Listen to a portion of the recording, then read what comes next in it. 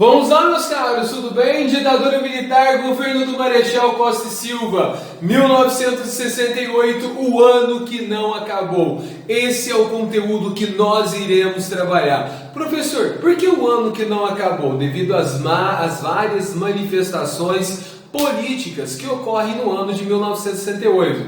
Os movimentos começam na França contra o presidente Charles de Gaulle, movimentados ali pelos estudantes, no movimento contra o establishment francês, contra o establishment mundial, contra a cultura também, não só ali na Europa, mas como no mundo, contra essa questão da bipolarização do movimento da Guerra Fria também. Então você tem todo um movimento que explode ali. Você tem um movimento hippie nos Estados Unidos, você tem um movimento contra a cultura também nos Estados Unidos, você tem todo o questionamento, a manipulação cultural feita pelos Estados Unidos, tentando inserir o estilo de vida americano na sociedade. Você tem os movimentos contra a guerra do Vietnã nos Estados Unidos ali, que é onde você tem os movimentos que vão falar: faça amor, não faça a guerra, não vá para a guerra. A defesa das liberdades, a defesa das independências, a defesa de criar um novo estilo de vida e não viver sobre um estilo de vida que já estava pronto, que estava ali, que não pertencia àquelas gerações. Tudo isso passa agora a ser questionado, não só no Brasil, como no mundo. Ao mesmo tempo que eu tenho o movimento hippie nos Estados Unidos, o movimento estudantil, eu tenho também na França, nós temos também o movimento feminista da Simone de Beauvoir, que vai lutar contra o machismo na questão do patriarcalismo, colocando a origem do machismo ali em xeque, que no caso é o patriarcalismo, segundo o feminismo radical. É colocado também ali a situação do movimento negro, que sai às ruas dos Estados Unidos em busca dos direitos civis, liderados por Malcolm X e Martin Luther King, nesse momento também. No Brasil nós temos o movimento negro também fazendo protesto, o MNU, que é o Movimento Negro Unificado, que foi tratado como grupo terrorista pela ditadura militar no Brasil. Então você tem uma série de coisas ocorrendo aí ao mesmo tempo, As músicas modificam, as músicas agora são de protestos nessa época, as músicas de rock ali nos Estados Unidos, as bandas não cantam só o amor nos Estados Unidos e na Inglaterra, mas cantam também protestos contra ali ao governo, contra a Guerra Fria, contra os abusos ali praticados, contra a influência cultural, a manipulação das pessoas, e ao mesmo tempo você tem isso no Brasil, ali contra a ditadura militar. Os músicos como Caetano Veloso, Gilberto Gil vão estar cantando, Chico Buarque contra a ditadura militar, Geraldo Vandré vão fazer parte desse movimento todo ali, o Torquato também, os grupos ali da MPB vão estar todos em manifestações ali. Mas como que estava o cenário político no Brasil nesse momento? Olha, gente, as manifestações estudantis estavam ali a todo vapor e acontecendo com a maior força possível, com uma situação que quanto mais você bate, mais aparece. E os estudantes elaboraram uma tática ali de manifestação muito inteligente, que era as manifestações relâmpago. Como que eles faziam? Eles pegavam, saíam em pequenos grupos por várias ruas e de repente juntavam tudo numa grande avenida e faziam uma grande manifestação. A partir do momento que a polícia chegava, todo mundo dispersava. O movimento ali dos estudantes começa a andar com bolinha de gude, porque quando via a cavalaria jogava as bolinhas de gude, os cavalos iam batendo, caindo tudo. Você pega ali, andava no bolso com o que? Leite de magnésio, passa em volta dos olhos, jogava as bombas de gás lacrimogêneo, o leite de magnésio corta ali o efeito, ou ajuda a diminuir o efeito ali do gás lacrimogêneo. Então tudo isso na época era utilizado, fora os coquetel molotovs, que era para enfrentamento direto. A polícia via com bala, os caras jogavam coquetel molotov. Gente, situação de guerra nas ruas. Ah, professor, esse movimento estudantil, você tinha estudantes pobres? Não, não eram estudantes pobres, Se havia um ou outro, mas a grande maioria era estudantes universitários, e ser estudante universitário era você pertencer a uma elite, a classe média brasileira, entendeu? Que estava se manifestando. Mas, professor, a classe média, ela não estava sendo beneficiada com as ações econômicas da ditadura militar? Sim, ela estava sendo beneficiada. Porém, a gente não vivia numa democracia. Esse é o ponto. Nós estamos vivendo sob uma ditadura. E nós estamos também tendo uma situação que as camadas mais pobres estão sendo prejudicadas. E havia gente dentro desse próprio movimento estudantil que estava também defendendo as causas sociais. Ah, professor, então estou começando a entender. Você está querendo me dizer que havia um moleque ali defendendo a situação da democracia, mas também defendia causas sociais? Sim. O que eu quero falar para vocês também, além disso, é que nós não podemos olhar nunca o movimento estudantil como um movimento homogêneo, principalmente nessa época. Nós temos várias pautas sendo discutidas para além da democracia neste movimento.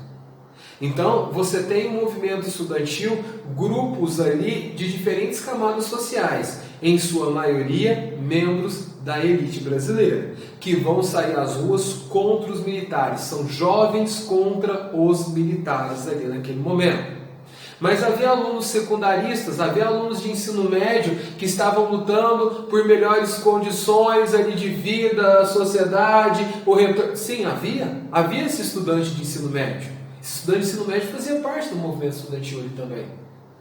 Professor, mas e aí? Esse movimento estudantil ele era inteiramente armado? Todo mundo? Não era armado. Só que ele, ideologicamente ele era dividido. Então é isso que eu gostaria de chamar a atenção de vocês. Eu tinha um grupo que defendia o retorno da democracia de forma pacífica, que estava nas ruas. Juntamente com esse grupo, eu tinha um grupo que defendia uma revolução socialista de forma pacífica, que também estava nas ruas, junto com o primeiro grupo. Eu tenho um outro grupo também que defende ali uma revolução socialista, um governo de esquerda, só que de forma pacífica, contra os militares. E eu tenho um grupo que defende ali uma revolução armada para que possa derrubar os militares. E ali um governo de esquerda, ali também aos mesmos modelos do que estava ocorrendo. Só que ao invés de direita sendo de esquerda. E defendendo a situação através das armas também. Então eu tenho uma situação que todo esse grupo está indo nas ruas, mas eu tenho diferenças ideológicas ocorrendo em cada um desses grupos. E eu não posso chamar única e exclusivamente de estudantes que estão aqui. Porque eu tenho de fato estudantes, mas eu tenho homens adultos, eu tenho sindicalistas, profissionais liberais, gente da classe média que olhou aquilo e falou, não está dando certo os militares, eu vou apoiar, essa galera está saindo às ruas. Então é essa a situação que nós temos no Brasil nesse momento. E isso exige da gente um cuidado muito grande ao olhar para as manifestações de rua desse período. Bom, acontece também, como eu já disse, eu tenho grupos de esquerda organizando um enfrentamento com os militares. Enfrentamento como? Armado. Isso você não pode dispensar. Você tem grupos que falam o seguinte, não dá mais para lutar contra os militares através de manifestação na rua.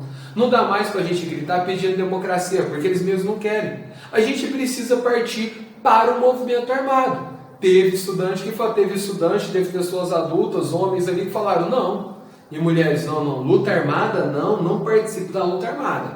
Mas teve, não, tô junto da luta armada. Então agora é essa situação. Se os caras batem na gente com arma, vamos pegar em arma também. Isso tudo em 68. Você tem aqui uma outra situação que é o aumento da desigualdade social, que vai mexer direto com as camadas mais pobres, com os trabalhadores. E quando eu olho para os trabalhadores, a reclamação deles muitas vezes não era contra a ditadura militar de forma política, mas era ali contra a ditadura militar, a sua política econômica que beneficiava apenas as camadas mais ricas da sociedade brasileira, deixando o pobre de lado. Por quê, professor? Porque o consumo da população mais pobre continuava baixo. Eu tenho geração de empregos, os números absolutos sobre o PIB mostram crescimento, a inflação está num patamar razoável de estabilização, mas o pobre não consegue consumir. E por outro lado, eu tenho uma elite que cresce cada vez mais, que coloca o seu passo mais à frente. Então é essa a situação. Então eu tenho aquele movimento do trabalhismo exigindo também melhorias nas suas condições. E que acaba saindo junto com esses estudantes, mas não significa que a defesa deles é a mesma. Bom, começa aí os pontos. Lá no mês de março, greves em Osasco e Contagem, duas cidades industriais aí. Então, eu tenho a greve em Osasco, aqui, e Contagem. Osasco e Contagem. Duas cidades, e Osasco ocorre no mês de março, Contagem vai ocorrer lá por volta do mês de abril. E o que ocorre, está proibido as greves não podem ocorrer, mas os trabalhadores ali estão numa situação que está complicada, se trabalha muito. E os cartazes ali dos trabalhadores eram altos lucros e baixos salários. Altos lucros para quem? Os patrões. Porque você tem uma política do governo que agrada os patrões e o trabalhador não tem. O trabalhador está pedindo salário. Muitas vezes ele está protestando contra os militares. Ele protesta contra a sua péssima condição econômica. Então isso a gente tem que ficar atento. Porque muitas vezes você olha, está todo mundo protestando. Olha, o protesto nem sempre é contra os militares. Nem todo mundo que está lá está protestando contra os militares. Então toma cuidado com isso também. Nós temos no dia 23 de março de 1968 a morte do estudante Edson Luiz. Os estudantes ali organizando no Rio de Janeiro, em frente ao restaurante universitário, ali, restaurante Calabouço, e organizando uma manifestação rápida. A polícia chega para dispersar todo mundo, ali os estudantes ali têm um confronto, jogam pedras ali, paus, entram no restaurante Calabouço, a situação fica mais tensa, e ali os militares alegam que, como estava próximo à embaixada dos Estados Unidos, que os estudantes poderiam invadir a embaixada dos Estados Unidos, e pegam as armas e começam a atirar. Atinge, alguns almoçando, outros não, atinge o estudante que era o Edson Luiz, que não tinha nada a ver com a confusão. Nossa Senhora, os estudantes ali partiram para cima dos militares, houve um pau danado, os militares querendo pegar o corpo do moleque e levar para o IML, e aí eles começam a falar que o corpo ia desaparecer, porque a gente já tem as notícias dos desaparecimentos, das perseguições. Eles arrancam a porta do restaurante, colocam o corpo do moleque em cima e vão velar o corpo, saem passeata pelas ruas do Rio de Janeiro com o menino morto, e vão até a Assembleia Legislativa do Rio de Janeiro velar o corpo do moleque. A situação chama atenção e comove o Brasil inteiro. O negócio fica tenso. O clima para totalmente ali e ninguém sabe o que fazer nesse momento. Os militares olham assustados porque nessa passeata ali ninguém estava esperando um corpo ali e todo mundo vai indo atrás e é um movimento de protesto. A Assembleia Legislativa colocaram ali, foi o médico do IML, vai na Assembleia Legislativa examinar o corpo do moleque. Eles colocam umas velas do lado, está uma foto que está o corpo ali, o moleque está morto e que se colocou ali jornais para tampar onde as balas pegou e eles velaram a noite inteira o corpo do moleque. A cena é pesada. Se você olhar os jornais da época, você tem um retrato do Brasil.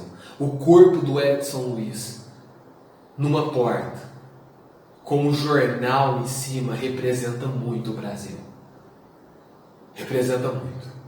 E nesse momento, aquele sentimento de ódio e raiva vai colocar ali o movimento estudantil nas ruas em peso, não só no Rio, mas em São Paulo, Belo Horizonte, Campinas, Recife, Porto Alegre, Curitiba. Junta todo mundo e vai para as ruas e não parte para o enfrentamento. Nós temos 3 missas de 7º dia em cima ali da questão do Edson Luiz. Daqui não ocorreram, uma depois 7 dias, depois ocorreram outras missas ali, missa de um mês e tal. O que acontece? Em todas essas missas, os militares fecharam as ruas ali na Candelária e bateram nas pessoas que foram à missa. Os militares chegaram a tentar a impedir a realização da missa. Até que foi na última missa, você teve até ali padres seminaristas fazendo um cordão para a população sair sem ser agredida pelos militares. E os militares foram com a cavalaria para cima de padres, freiras, seminaristas num ataque ali e batendo em todo mundo. Cada vez que isso ocorria, a raiva aumentava mais ainda. Acontece ali que as manifestações estudantis elas vão aumentar. Elas viram uma coisa que se torna ali fora do comum. E vão aumentando até que chegamos no dia 21 de junho de 1968. conhecido como a Sexta-feira Sangrenta, uma manifestação estudantil em frente ao Jornal do Brasil, no Rio de Janeiro. O que acontece? É uma manifestação ali que acontece uma pancadaria, muitos feridos, muitos presos e 3 estudantes mortos. A situação se torna tão tensa que os militares autorizam os estudantes a fazerem a passeata dos 100 mil. E a principal marca, a morte do estudante Edson Luiz. A passeata dos 100 mil vai reunir artistas, vai reunir cantores, atores, ali, intelectuais, mais estudantes. Ela começa às 2 horas da tarde com 50 mil pessoas, daí 1 hora ela já está com 100 mil pessoas e o negócio só vai crescendo. Os militares olham aquilo e não podem fazer nada. Inclusive, após a manifestação, no mesmo dia, no dia 26 de junho de 1968, representantes da sociedade civil, juntamente com representantes dos estudantes, e esses dois eram Franklin Martins, o jornalista, e o ex-político José Dirceu, reúnem ali para que se possa ter o retorno dos direitos constitucionais democráticos da sociedade, o que os militares não permitem com essa reunião da sociedade civil, que tentava pacificar a sociedade nesse momento. Porém, meus caros e ilustres alunos, o que acontece na madrugada, no mesmo dia? Um carro à bomba atinge um muro do 2º quartel-general do Exército em São Paulo, matando o soldado Mário Kozel. Aí o bicho vai pegar.